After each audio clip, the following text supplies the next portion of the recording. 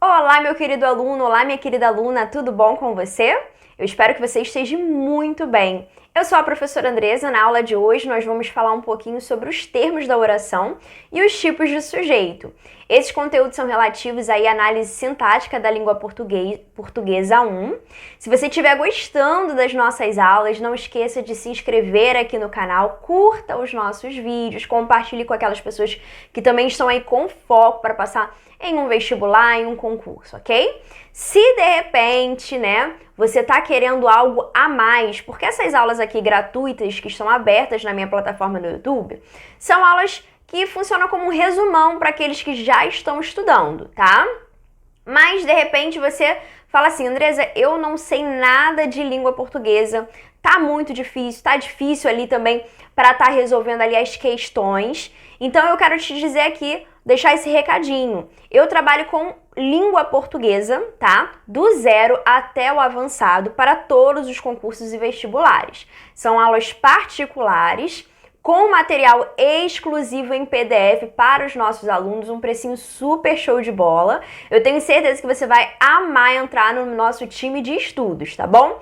Curso básico de língua portuguesa até o mais avançado para todos os concursos e vestibulares. Para maiores informações, manda uma mensagem para o nosso WhatsApp 021 98662 6382. Vai ser um prazer enorme, tá? Te ajudando aí, juntos a conquistar o seu sonho, beleza?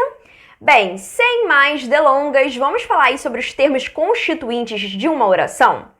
Uma oração é porque nós temos ali verbo, né? Toda vez que nós falamos assim, oração, é porque nós temos ali a presença de um verbo. Nós temos o que nós chamamos de termos essenciais da oração. O que é o essencial? Aquilo que não pode faltar em nenhuma oração. Quais são os termos essenciais das orações? O sujeito e o nosso predicado. Tá até aqui, ó. O sujeito e o predicado são aí considerados os termos essenciais de uma oração. Termos integrantes é o nosso segundo ponto. Quais são ali os termos integrantes de uma oração? Nós temos aqui o objeto direto, nós temos objeto indireto, o agente da voz passiva e o complemento nominal. E nós temos também ali os termos que são acessórios, tá? Quais são aí os termos acessórios? Nós temos o adjunto adnominal, adjunto adverbial, aposto e temos também aí o vocativo.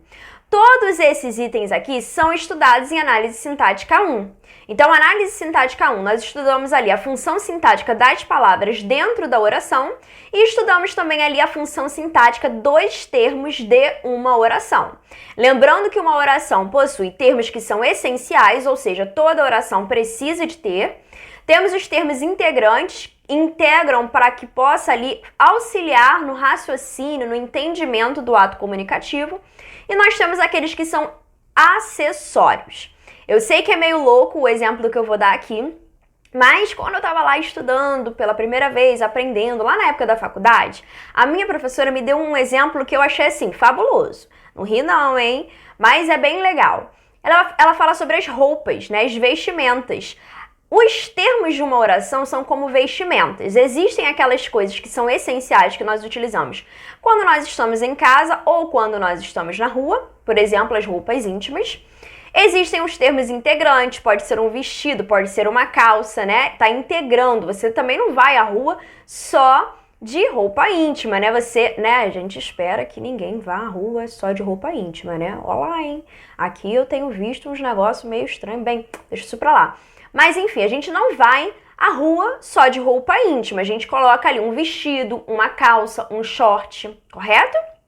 E existe termos que são acessórios. Acessórios significa que eu posso estar utilizando, porém eu também, se eu tirar, não vai fazer, entre aspas, falta. Lógico que isso traz uma beleza, ali inconfundível. Por exemplo, os brincos, um colar, um batom, uma maquiagem, as unhas pintadas, tudo isso é o que nós chamamos de acessório. Eu sei que foi meio louco, esse exemplo, mas eu espero que te ajude muito, auxilie aí no seu entendimento do que seria isso aqui. Hoje, nesse vídeo, nós vamos falar sobre os tipos de sujeito. Nós vimos que sujeito faz parte ali do termo essencial, né? Os termos essenciais de uma oração é sujeito e predicado. Portanto, sujeito é um termo essencial. Nós temos alguns tipos de sujeito. Quais são os tipos de sujeito que nós temos? Nós temos o sujeito simples, o sujeito composto, o sujeito oculto e o sujeito indeterminado. Vou fazer aqui uma revisão sobre cada um desses tipos de sujeito, tá ok? Primeiro, sujeito simples. Presta bastante atenção. Sujeito simples, como o próprio nome já diz, é simples, não pode trazer para você confusão, que é aquele que possui apenas um núcleo ali dentro do sujeito. Quando nós estudamos ali, né, sujeito, enfim, nós vimos ali, né, que o sujeito possui um núcleo. O que é um núcleo? O núcleo é a parte mais importante. Então, repara aqui, ó, brilham estrelas no céu, ó, brilham estrelas no céu. Quem brilham? Estrelas brilham no céu. Aqui está fora daquela ordem que nós chamamos de ordem direta. Nós estamos já acostumados com a ordem direta, que é sujeito, verbo, o complemento do verbo e um adjunto adverbial. Nesse caso aqui, nós temos o sujeito, que é estrelas, fora de ordem, no sentido assim, depois do verbo, né? Nós temos o verbo brilham. O verbo brilham é um verbo intransitivo, ou seja, não pede complemento verbal, né? E no céu é o quê? O nosso adjunto adverbial de lugar. É indicação ali de onde ocorre a ação verbal de brilhar. Se você reparar, o nosso sujeito é estrelas. E estrelas corresponde a apenas um núcleo, ok? Então, no nosso sujeito, apenas um núcleo, nós temos o que chamamos de sujeito simples. Olha ali o outro exemplo. Contavam-se belas histórias, né? Belas histórias eram contadas, então nós temos ali, ó, belas histórias sendo o nosso sujeito. Nós temos aqui um núcleo simples, né? Histórias, belas é o nosso adjunto adnominal, que tá ali juntinho do nome histórias, ok? O sujeito, ele pode ser representado, por exemplo, por um substantivo, que é o que a gente está acostumado a ver, né? As crianças brincam muito. Quem brincam? As crianças, ó. O núcleo é as crianças. Esse aizinho aqui, ó, é o que nós chamamos de adjunto adnominal. Ele tá junto do nome, tá assessorando o nome. O adjunto adnominal é um termo que nós vimos no slide anterior, é um termo acessório. Ele pode ser retirado, que você vai conseguir compreender perfeitamente o que está sendo dito, tá? Obviamente que a presença dele faz toda, né, aquela graça, né? A gente poderia simplesmente falar assim, ó, crianças brincam muito, você entenderia. Agora, você não consegue entender a frase se você tirar, por exemplo, o núcleo do sujeito. Se você falar assim, ó, as brincam muito, você já não entende. Por quê? Porque crianças é o núcleo do nosso sujeito. Aqui nós temos um exemplo do núcleo sendo representado por um substantivo. Nós podemos ter aqui um pronome substantivo. O que é um pronome substantivo? É aquele pronome que substitui o substantivo. Se ele substitui o substantivo, ele faz papel de substantivo. Chamamos, portanto, o nome dele de pronome substantivo. Algo me preocupa, né? O que me preocupa? Algo. Então, ó, algo é o nosso sujeito, um único núcleo, sujeito simples. Pode ser uma palavra substantivada, e aí a gente viu, né, que as palavras elas são substantivadas com a presença de quê? Com a presença do artigo. Olha ali, ó, o jantar está pronto. A palavra jantar, ela é classificada como verbo. Só que quando nós estudamos ali morfologia, nós estudamos que, eu até brinco com os meus alunos e falo assim, ó, o artigo ele é um bruxinho. Como assim um bruxinho? Ele tem um poder especial. Qual é o poder especial do artigo? Ele existe unicamente para acompanhar substantivos. Então, qualquer palavra que o nosso artigo colar, ele vai transformar essa palavra em um substantivo. A essência da palavra jantar é o que? É verbo. Mas como nós temos aqui, ó, um artigo ao lado, essa palavra, né, jantar, passa a ser uma palavra substantivada. O jantar está pronto, apenas um núcleo, sujeito simples. E letra D, né, nós podemos ter uma oração substantivada, que é chamada de subjetiva, que é o que nós estudamos ali em análise sintática 2. É necessário, o que é necessário? Aprender português. Então, a gente vai ver aqui uma oração inteira por meio do verbo ali aprender, né? Por meio aqui ó, do verbo aprender, funcionando como sujeito da oração. Nós temos, inclusive, aula já aqui gravada no canal falando sobre as orações substantivas com o valor de sujeito, beleza? Bem, nós temos um segundo tipo de sujeito, que é o sujeito composto. Se o sujeito simples é aquele que possui apenas um núcleo, né? No sujeito composto é aquele que possui o quê? Mais de um núcleo no sujeito. Olha ali, ó, o exemplo, ó, a guerra e a fome ceifaram milhares de vidas. Eu não posso falar simplesmente a guerra ceifa milhares de vidas, porque não é só a guerra. E também não posso falar que a fome ceifam milhares de vidas, porque também não é só a fome. A intenção comunicativa é dizer que tanto a guerra quanto a fome ceifam milhares de vidas. Lembrando que núcleo é aquela parte mais importante e é aquela parte que eu não posso tirar de jeito nenhum, tá? Olha ali, ó. Vínhamos da missa. Quem vínhamos? Ela, o pai e eu. Nós temos aqui 3 núcleos do sujeito, sujeito composto, tá? Atenção! Mar e céu sempre amarei. Aí o aluno fala assim, mar e céu sempre amarei. Então, ó, mar e céu é o meu sujeito? Não, gente, presta bastante atenção. Aqui nós temos o que nós chamamos de sujeito elíptico. Sujeito elíptico também é conhecido como sujeito oculto ou desinencial. São 3 nomes diferentes para falar sobre a mesma coisa. Sujeito oculto, elíptico ou desinencial é a mesmíssima coisa. Olha aqui, ó. Quem amarei? Eu posso falar, ó, mar e céu é quem? É eles. Eles amarei? Não. Nós amarei? Não. É quem? Eu amarei. Então, isso aqui já é um ganchinho para falarmos do nosso terceiro, que é o que mais cai aí em prova de concurso, tá? Olha só. Sujeito elíptico, conhecido como desinencial, ou sujeito oculto, que é a mesma coisa, conforme nós falamos, é aquele onde nós não temos explicitamente quem está praticando a ação verbal, porém você consegue identificar por causa de quê? Por causa de quê? Por causa de quê? Por causa da desinência verbal. Então, olha só, está presente no morfema, número pessoal ou no contexto. Por exemplo, ó, somos alunos no curso de letra. Eu somos? Não. Eles somos? Não. Nós somos. Então, eu sei que o sujeito aqui é oculto, representando ali o nós. Sujeito oculto ou elíptico ou desinencial, mesma coisa, tá?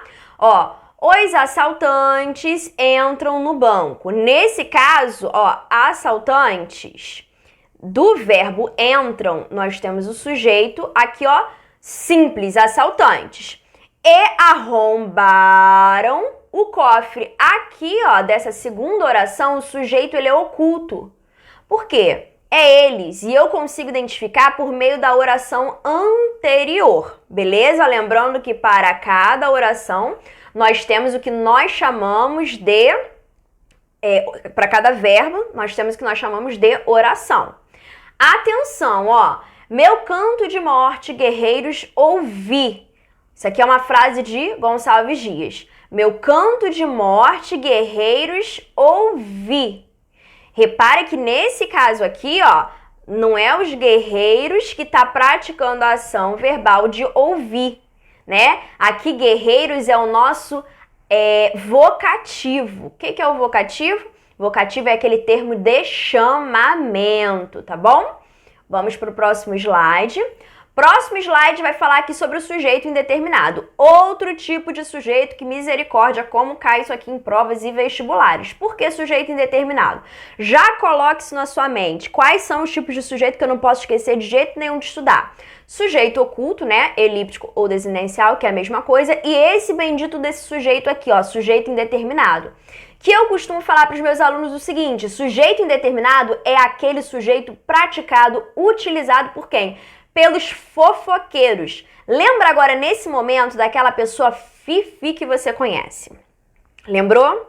Pois é, essa pessoa fifi, com certeza, ela utiliza esse sujeito indeterminado. Não são só os fofoqueiros, mas os fofoqueiros adoram utilizar. Por que é utilizado o sujeito indeterminado? Por duas razões. Ou a pessoa não conhece quem está praticando a ação verbal, ou simplesmente ela não quer te dizer quem está praticando a ação verbal. Repare que o fofoqueiro ele chega para você e fala assim, ó, falaram de você. Quem falaram? Não sei quem falaram, alguém falou. Você sabe que tem alguém praticando ação verbal, mas a gente não consegue determinar, beleza? Então, ó, sujeito indeterminado é aquele que não se pode determinar de jeito nenhum. Cuidado, é diferente de sujeito oculto. O sujeito oculto eu consigo determinar. Como que eu consigo determinar o sujeito oculto? Eu determino o sujeito oculto por meio da desinência verbal, ou então vai ter na oração anterior, ali indicando quem praticou a ação verbal, por exemplo. Agora, sujeito indeterminado, eu não consigo, nem recorrendo uma oração anterior, descobrir quem é que está praticando a ação verbal. Por exemplo, ó, professor, pegaram meu lanche. Quem pegaram? Não sei, não tem como saber. Quais são os dois recursos da língua portuguesa para indeterminar o sujeito? Segura isso aqui, grava isso aqui, coloca lá num papelzinho, faz um cartazinho, cola lá na sua geladeira isso aqui, ó. Quais são as duas únicas formas de indeterminar o sujeito? Eu coloquei aqui, ó, letra A e letra A. Louquíssima, é letra A e letra B, né? Mas eu coloquei letra A e letra A. Olha só. Verbo na terceira pessoa do plural. Toda vez que você tiver um verbo na terceira pessoa do plural e não tiver indicação de quem está praticando a ação verbal em orações anteriores, nós vamos dizer que é um sujeito indeterminado. Porque, ó, atropelaram uma senhora na esquina. Quem atropelaram? Eu não sei. Alguém praticou essa ação verbal, mas eu não tenho como determinar. Professora, mas atropelaram a terceira pessoa do plural, então é eles? Não, você não sabe se é eles, se é elas ou se é vocês. Lembrem-se que terceira pessoa do plural pode servir para eles, para elas ou para vocês. Ou foi eles, ou foi elas, ou foi vocês. Não tem como a gente saber, tá? Segunda forma de você indeterminar um sujeito, ó, colocar o verbo na terceira pessoa do singular e acompanhar do pronome ser. Esse pronome ser, ele é chamado de quê, ó? Índice de indeterminação do sujeito. Cuidado, que o pronome ser, ele é interessante que ele tem várias utilidades. 1001 utilidades, tá? Quase que o bombril, né? Um negócio assim, um troço desse jeito, assim, que usa pra tudo. Então, muito cuidado. Toda vez que o verbo estiver na terceira pessoa do singular, mais o pronome ser, com a intenção de indeterminar quem é que está praticando a ação verbal, você já sabe que é sujeito indeterminado. Por exemplo, ó, precisa-se de professores, verbo intransitivo indireto. Quem precisa, precisa de alguma coisa. Precisa de quê? Precisa-se de professores. Quem precisa? Não sabemos quem está ali precisando. Vive-se bem. Verbo intransitivo. Quem vive, vive, né? Vive-se bem no interior do Brasil. Mas quem vive-se? Não sabemos quem vive-se. Era-se feliz antigamente. Verbo de ligação era-se. Quem era-se feliz antigamente? Nós não sabemos. Atenção aqui, estupidamente importante, tá? O verbo na terceira pessoa do singular mais o pronome ser só pode ser índice de indeterminação do sujeito se for verbo transitivo, ó, transitivo indireto, verbo intransitivo, que é aquele que não pede ali complemento verbal, não vai te pedir ali complemento verbal, ou verbo de ligação, tá bom? Se for verbo transitivo direto, você já sabe que não vai ser sujeito indeterminado, tá? Continue assistindo os nossos vídeos para você entender melhor, saber melhor sobre esse assunto, tá bom? Estudem muito, queridos, porque esse tema é fácil, não é difícil, porém tem muitos pulos do gato, tá? Eu costumo falar até com os meus alunos, né? Agora eu tô aprendendo a falar pulo do gato, porque antigamente eu falava pulo no gato. Gente, que coisa de maluco, ainda mais eu que sou defensora dos animais falando pulo no gato. Imagina, agora eu estou falando corretamente, pulo no gato. Pulo no gato não, pulo do gato, ô Jesus, pulo do gato, tá bom? Então não esqueça, tipos de sujeito, quais são? Sujeito simples com apenas um, tá? núcleo do sujeito, nós temos aí o sujeito composto, quando nós temos 2 ou mais núcleos do sujeito, o sujeito oculto, elíptico ou desinicial, que é a mesma coisa, que é quando nós conseguimos identificar quem está praticando a ação verbal por meio da desinência verbal. E nós temos esse aqui, ó, que vai ser aquele que você vai colocar no seu coraçãozinho ali para você guardar e aprender e estudar muito, que é o sujeito indeterminado, que é aquele que a gente não consegue determinar. Dei até uma dica aqui, dever de casa, repare no fofoqueiro. Repare que o fofoqueiro utiliza muito isso aqui. Eu não sei, gente, se os fofoqueiros estudam língua portuguesa. Eu queria muito entender se os fofoqueiros estudam língua portuguesa. Mas parece que eles sabem utilizar perfeitamente esse tipo de sujeito que pega tanta gente na prova. O macete é ser fofoqueiro? Eu não sei. Mas você pode fazer uma pesquisa na vida desses fofoqueiros para entender qual é o mistério aí que está sendo, né, revelado na mente deles. Quais são, né, os 2 recursos da língua portuguesa para indeterminar o sujeito? Ou você vai pegar o verbo e colocar na terceira pessoa do plural, ou você vai colocar o verbo na terceira pessoa do singular e acompanhar com o pronome ser. Lembrando, tá? Que o verbo na terceira pessoa do singular mais o pronome ser, para ser índice de indeterminação do sujeito, para ser sujeito indeterminado, tem que ser verbo transitivo indireto, verbo intransitivo, que é aquele que não pede complemento, ou um verbo de ligação, beleza? Olha, um grande beijo para vocês. Esse vídeo se encerra por aqui, mas não deixe de conferir todos os outros vídeos que estão sendo postados, aqueles que já foram postados. Curta, compartilha, mas só com aqueles que estão estudando, tá bom? Que Deus abençoe bastante seus estudos. Um grande beijo, até a próxima. Tchau, tchau!